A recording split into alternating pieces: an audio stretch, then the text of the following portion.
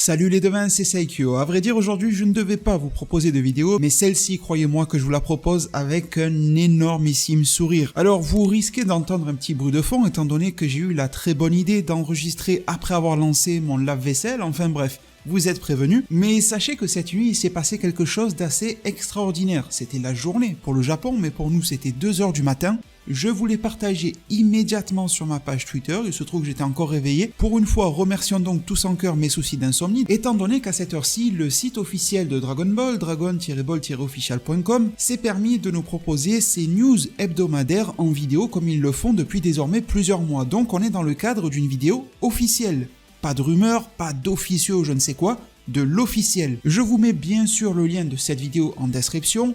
Pas mal de choses y sont détaillées, les produits dérivés Dragon Ball, les goodies, les jeux vidéo, de prochains événements, jeux vidéo, etc. dont on se parlera très sûrement sur ma chaîne YouTube prochainement. Bref, allons au cœur, à l'essentiel de l'information. Tout d'abord, l'éditeur du manga Dragon Ball Super, Monsieur Victory Uchida, s'est permis de confirmer l'information qu'il avait déjà transférée lors de la Jump Festa, avec un tout petit peu plus de précision en disant que l'arc Granola en cours du manga Dragon Ball Super arrivera à son terme très prochainement. Vous vous rappelez, dans la vidéo très récente, lorsque je vous partageais cette info, je vous disais qu'il était annoncé que Granola arrivait à son climax et qu'un nouvel arc était annoncé pour 2022, mais on n'avait pas forcément d'informations quant à la durée pour arriver jusqu'au terme de l'arc Granola. Cette fois-ci, il nous dit que la fin est très proche, ce qui vient corroborer avec mon analyse concernant le fait que le film Super Héros sortira le 22 avril 2022 et donc l'arc Granola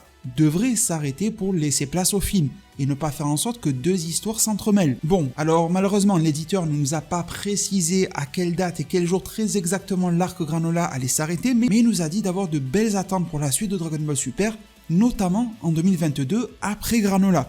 Et justement, je vous parlais du film Super Héros, juste après cela, le producteur exécutif du film, Monsieur Akio Yoku, est venu dans cette même vidéo. Il nous a partagé ses meilleurs vœux pour 2022 et d'ailleurs je me permets de vous réitérer mes meilleurs vœux de bonheur pour cette année.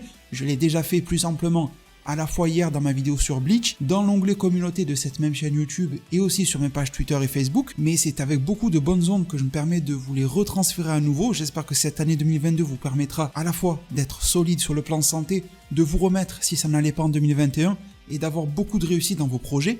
Et des projets Toei Animation semblent en avoir. Car ce dénommé Akio Yoku, on s'est parlé de ce gars à de nombreuses reprises sur ma chaîne YouTube, si vous ne voyez pas qui c'est, pour faire simple, juste en dessous de Akira Toriyama, il y a lui. Et étant donné que Akira Toriyama a pris pas mal de recul par rapport à son œuvre, par rapport à la grande époque où il dessinait, etc., je vous laisse donc imaginer à quel point ce mec-là que vous voyez sous vos yeux est important pour la continuation de la franchise Dragon Ball sous tous ses formats. Il est donc arrivé dans cette vidéo-là avec son plus beau costard, ça change un petit peu de son cosplay de Son Goku un petit peu foireux avec le pantalon qui remontait au-dessus des chevilles, ou son cosplay de chevalier tel que j'avais pu le voir de mes propres yeux lors d'une Jump Festa il y a 2 ou 3 ans en arrière. Là, cette fois-ci, les affaires sont sérieuses. Il nous dit qu'ils sont en train de travailler dur sur le film Super Héros, que Akira Toriyama serait très heureux de la tournure de ce film-là, que l'animation plairait beaucoup aux équipes, même si elle est en 3D, apparemment ça leur plaît beaucoup. Et c'est alors que dans le plus grand des calmes, avec un air de visage qui esquisserait presque un léger sourire, il nous dit de rester à l'affût, car il y a aussi une chance que quelque chose d'autre que le film arrive cette année 2022 aussi. Et il terminera son propos en nous disant alors de faire de cette année 2022 une autre grande année pour Dragon Ball tous ensemble. Et c'est alors qu'il va nous laisser avec le trailer de la Jump Festa que vous connaissez tous déjà du film Super Héros. Il ne va pas épiloguer sur ces termes-là, il ne va pas en faire des tonnes, on est clairement là sur du teasing.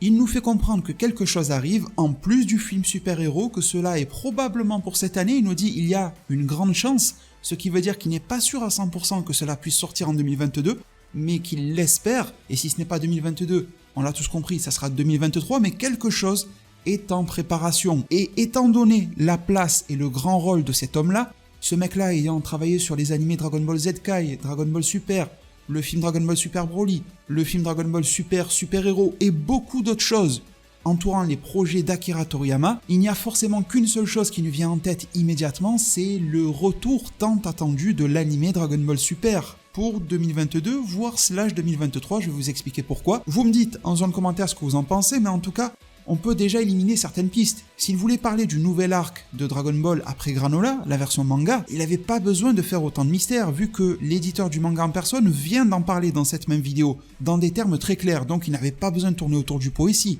Il y a aussi la possibilité de nouveaux jeux vidéo, comme par exemple un jeu vidéo sur le film Super Hero, avec un moteur graphique similaire au film. On peut penser aussi au fait que CyberConnect 2, les studios en charge de Dragon Ball Z Kakarot, Naruto Storm, le récent Demon Slayer, certains jeux JoJo, Bizarre Adventure, etc., ont dit sur Twitter qu'en février 2022, ils vont annoncer un nouveau jeu et le révéler. On pourrait se dire que ça pourrait être ça. Alors, je ne dis pas que c'est impossible, mais ce monsieur-là, Akio Ioku, qui vient de faire l'annonce et ce teasing, c'est pas un mec qui vient pour jouer aux billes. C'est pas un mec qui est là pour parler jeux vidéo, déjà parce qu'il ne travaille pas pour Bandai Namco, l'éditeur des jeux vidéo Dragon Ball, et parce que ce n'est pas son rôle ni sa place de faire cela. On ne le voit que très rarement, si ce n'est jamais parler des jeux vidéo du style Super Dragon Ball Heroes, Kakarot ou autre. Ce mec-là, quand il parle que de gros morceaux. Et quand je vous parle de gros morceaux, sachez que même parler de manga n'est plus de manière contemporaine réellement sa tâche. Il est vraiment très affilié aux énormes projets en matière d'investissement qui relèvent principalement du cadre de l'animation, que cela soit en série ou en film. Alors une autre crainte que l'on pourrait aussi avoir à ce sujet, c'est que vous savez que ce site officiel Dragon Ball propose des traductions en français, en espagnol, en anglais, etc. depuis le japonais, mais qui sont malheureusement des traductions automatiques. Une sorte d'intelligence artificielle qui va reprendre soit les textes, soit les voix et les retranscrire à sa manière vers le langage choisi. Alors ça rend plutôt service et ça me permet du coup de vous mettre le lien de la vidéo en description pour en profiter de vos propres yeux et oreilles, mais du coup ça soulève souvent des questions et ça amène souvent des confusions, dans le sens où il arrive relativement souvent sur ce site officiel, malheureusement, que ce qui est dit en japonais n'est pas traduit correctement en anglais ou en français. Eh bien, soyez rassurés aujourd'hui, plusieurs personnes qui sont vraiment plus que calées dans le japonais et sa retranscription vers le français ou vers l'anglais m'ont confirmé que les propos en japonais sont bien ceux que je viens de vous détailler. À savoir, Akio Ioku, en japonais, dit bien qu'il y a une chance pour qu'un autre projet Dragon Ball prenne vie en 2022 après Super Hero. Alors étant donné que de manière moderne, ce mec-là est connu pour ce type de projet, on ne peut pas s'empêcher de penser au fait qu'il évoquerait en ces termes le retour de l'anime Dragon Ball Super, avec pourquoi pas une adaptation des arcs Broly, le film, on n'espère pas parce que le film se suffit à lui-même, Moro, qui le mérite réellement, Granola aussi, qui mériterait d'être étendu, ou pourquoi pas de nouvelles histoires se plaçant juste après Super Hero. Et justement, parlons un petit peu maintenant d'éléments qui viendraient corroborer cela, parce qu'il y a une analyse que je vous ai déjà aussi présentée sur ma chaîne YouTube qui est en train de prendre de plus en plus vie. Rappelons-nous qu'en 2013, nous avions le film Battle of Gods, Dragon Ball Z, Battle of Gods avec Beerus. En 2015, nous avons eu le film Fukatsu no F, la résurrection de Freezer. Mais en 2015 aussi, nous avions eu sur la même année un film Dragon Ball, Freezer, Golden Freezer, mais aussi le premier épisode de l'anime Dragon Ball Super. Dans une seule et même année, ils ont été capables de nous fournir les deux productions. Alors le début de l'anime DBS était chaotique, on est bien d'accord ? Mais là, la différence est que sur le film Super Hero, il n'y a pas ou que très peu d'animateurs 2D. Et en plus, les artistes 2D comme Monsieur Kubota, par exemple, ne sont pas des personnes faisant partie habituellement du staff de Dragon Ball Super. Et en plus, la majorité des artistes 2D ayant travaillé sur l'anime Dragon Ball Super ou sur le film Dragon Ball Super Broly comme Monsieur Shintani, etc., ne sont pas sur Super Hero. Donc il y a vraiment une distinction, une scission entre les staffs pour faire en sorte que les projets ne se chevauchent pas. Certes, ils se chevauchent aux yeux de Toei Animation, la société, mais il semble qu'elle ait appris de ses erreurs et qu'elle ait pu diviser les projets en sous-groupes en attribuant tel ou tel projet à telle ou telle équipe au sein de son organisation pour ne pas avoir à surmener les équipes, pour ne pas avoir à sous-traiter ou externaliser certains projets comme pouvait l'être le début de l'anime Dragon Ball Super qui était vraiment horrible visuellement notamment.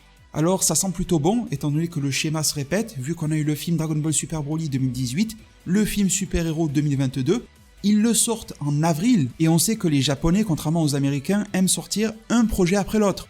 Et donc si Super Hero venait à sortir en décembre comme Broly l'avait fait, ça voudrait dire qu'avant cela, il n'y aurait pas eu d'anime Dragon Ball Super, mais là, cette fois-ci, Super Hero sort en avril, ce qui laisse alors une période assez ample de 8 mois derrière pour pouvoir proposer la nouvelle série animée si tel est le cas, dont notamment le mois de juillet ou encore les mois d'octobre qui sont des débuts de saison en matière d'animation et qui pourraient donc servir de rampe de lancement en matière de date.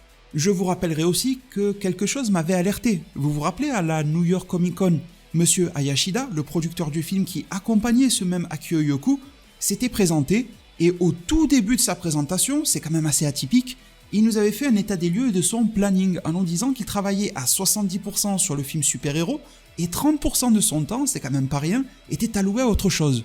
Sans en dire plus, je considérais cela à titre personnel comme une forme de teasing, assez étrange je vous l'accorde, mais teasing tout de même, et j'ai l'impression que ça vient concorder avec les propos d'Akio Yoku qui nous dit que cette année 2022 nous proposera un autre projet en plus de super-héros sur Dragon Ball. Je ne peux pas m'empêcher de me dire que les 30% de Hayashida, les 30% de son temps bien sûr, et non de sa personne, ne sont pas attribués aux propos de Akio Yoku aujourd'hui. Pour moi, les deux vont de pair. Alors pourquoi est-ce qu'il y a quelques instants je vous disais 2022, mais pourquoi pas aussi 2023 ?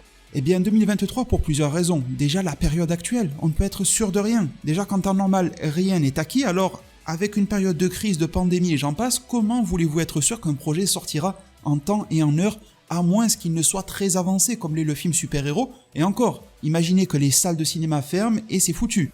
Mais bon, pour le film super-héros, c'est relativement sécurisé. Mais pour un projet qui viendrait s'y greffer ensuite, un projet qui est moins avancé, qui est un projet plutôt fleuve, plutôt long terme, si on repart pour 130 épisodes ou plus, ça va prendre du temps. Dans une période dans laquelle le monde, la planète Terre est aussi instable que la nôtre, c'est très difficile de s'engager et je pense que c'est pour ça en partie qu'il nous dit il y a une chance que quelque chose sur Dragon Ball de plus sorte en 2022. Je pense qu'en faisant cela, il tease qu'un projet est en approche, mais il ne préfère pas s'engager sur sa date de sortie, déjà pour ne pas détourner nos regards de super-héros, mais aussi pour ne pas nous décevoir.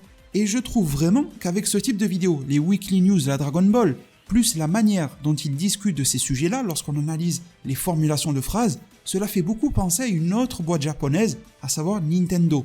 Nintendo qui nous propose des Nintendo Direct, grosso modo des petites vidéos pour nous annoncer ce qui va sortir prochainement et aussi à moyen et long terme, et ça me rappelle beaucoup le cas du très attendu Zelda numéro 2 sur Switch.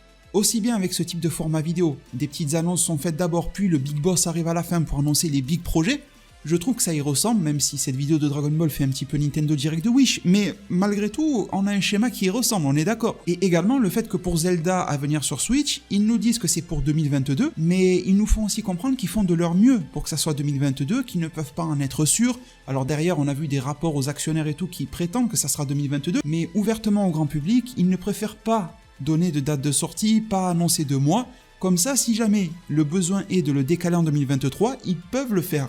Et je pense que pour ce nouveau projet Dragon Ball, c'est à peu près la même chose qui se dessine, comme ça ils peuvent retomber sur leurs pas dans tous les cas et rendre heureux à la fois nous les fans mais les investisseurs aussi sans frustrer les équipes ni les têtes pensantes de chez Toho Animation. Dans l'idéal, aussi bien pour Zelda en fait que pour ce nouveau projet Dragon Ball, ça sort en 2022, il se réserve le droit d'annoncer la date de sortie plus précise plus tard, par exemple dans le dernier trimestre précédant sa sortie ou quelque chose comme ça tous les éléments de promotion, les affiches publicitaires, les trailers sont prêts et ils peuvent avoir une visibilité sur l'état d'avancement du projet pour voir s'il est présentable ou non, comme ça tout roule et on envoie le gros lot en octobre 2022 ou je ne sais quand, ou alors si ça tourne mal, si ça sent un petit peu le vinaigre, on peut temporiser, rien au final n'a été annoncé de manière très claire, on a fait que du petit teasing comme ça ne décevra quasiment personne si ce n'est les fans de l'extrême que nous sommes, et alors en 2022, tu proposes quand même quelque chose, à savoir une annonce. Tu fais une énormissime annonce avec un visuel clé, avec une affiche, avec peut-être un teaser ou quelque chose comme ça, et dans lequel tu dis que oui, en 2023 sortira l'anime Dragon Ball Super, mais comme ça tu t'es pas trop mouillé. Et dans tous les cas, tu vas pouvoir relancer les actionnaires, les investisseurs et la bourse, étant donné que Toei est coté en bourse, tu vas pouvoir relancer la hype du côté des fans dans absolument les deux cas. Alors oui, bien sûr, on préférerait que ça soit pour 2022 que 2023, mais je pense que les deux plans seraient positifs. Je trouve que la manière dont ils communiquent et dont ils teasent les choses, surtout aujourd'hui avec Akio Yoku, leur permettra à terme, quoi qu'il arrive, de sécuriser la situation et d'amortir très fortement et tout en douceur la chute si jamais 2022 n'était plus un objectif atteignable à un moment ou un autre. Et sincèrement, même si c'est frustrant de ne pas tout savoir, eh bien je trouve que c'est plutôt intelligent de leur part. Surtout que derrière, il y a d'autres projets chez Toho Animation, en mode Digimon, Dragon Quest Dai, etc. qui vont trouver leur terme très prochainement. Ça va libérer des équipes qui ont gagné en maturité, en expertise, en travaillant sur d'énormes projets tels que ceux-ci, qui s'étaient fait la main sur du Dragon Ball Super ou autre, qui ont gagné vachement en maturité depuis, des personnes que l'on peut intégrer, voire réintégrer, comme Monsieur Kubota, cara designer du film Super Héros, Je verrai si je peux vous retrouver l'extrait, mais il a été interviewé récemment en France et il lui a été posé la question par un fan de s'il allait travailler sur Dragon Ball et qu'est-ce qu'il pourra apporter comme chara designer, etc. C'est pour savoir qu'est-ce qu'il en pense des Dragon Ball Super.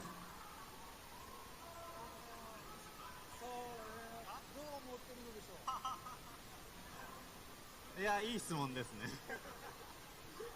俺に書かせろって思ってますね。Laissez-moi faire. Voilà ce qu'il pense. Laissez-moi faire. Et il ne pouvait pas en dire trop. On ne savait pas encore officiellement que c'était lui le chara designer de super-héros, mais moi je vous en avais déjà parlé sur ma chaîne YouTube, et il avait regardé fièrement le public en disant « Faites-moi confiance ». Faites-moi confiance concernant ma prise en main de la licence Dragon Ball en version animation, tout format, film et série quoi. Donc ce mec-là pourrait retoucher à du DB en série, Monsieur Shintani dont on n'entend plus rien pourrait aussi réapparaître en tant que l'un des artisans de la prochaine série Dragon Ball Super. Il y aurait énormément, tout d'un coup, il y aurait énormément de monde à mobiliser pour avoir le plus grand et le meilleur des comebacks possibles, qualitativement parlant, mais aussi quantitativement.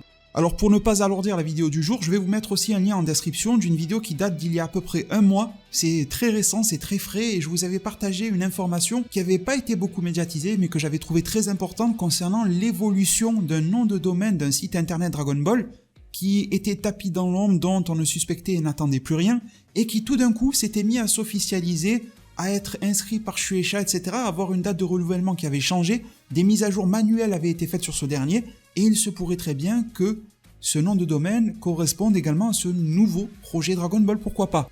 Enfin bon, je pense que la vidéo du jour a été extrêmement complète. Bien sûr, il reste une part que je n'ai pas détaillée volontairement ici, qui est plutôt celle de l'officieuse, des bruits de couloir que l'on pourrait entendre par-ci par-là, à droite et à gauche. Pour ceux qui suivent ma chaîne YouTube depuis quelques années, déjà je commence par vous en remercier, mais vous savez que la direction que je prends ces derniers temps, c'est plutôt de tenter d'interférer le moins possible avec l'officiel et de laisser les choses se faire un maximum. Et après avoir pesé les pour et les contre, je me suis dit que si je commençais à mêler des informations que j'aurais pu recueillir à droite et à gauche, des bruits de couloir et certains échos, je pense que à la fois cela pourrait vous faire plaisir, mais également pourrait vous perdre et pourrait apporter plus de flou à la situation qu'autre chose. Donc on va se réserver ça tranquillement pour une prochaine vidéo. Comptez sur moi pour vous en tenir informé dès que la période m'en paraîtra des plus pertinentes. Merci infiniment de m'avoir porté votre attention tout au long de cette vidéo aujourd'hui. Merci infiniment pour toute la force de manière générale. Prenez tous extrêmement bien soin de votre futur. Pensez à vous abonner, à liker bien sûr. Et à plus pour de prochains arts divinatoires.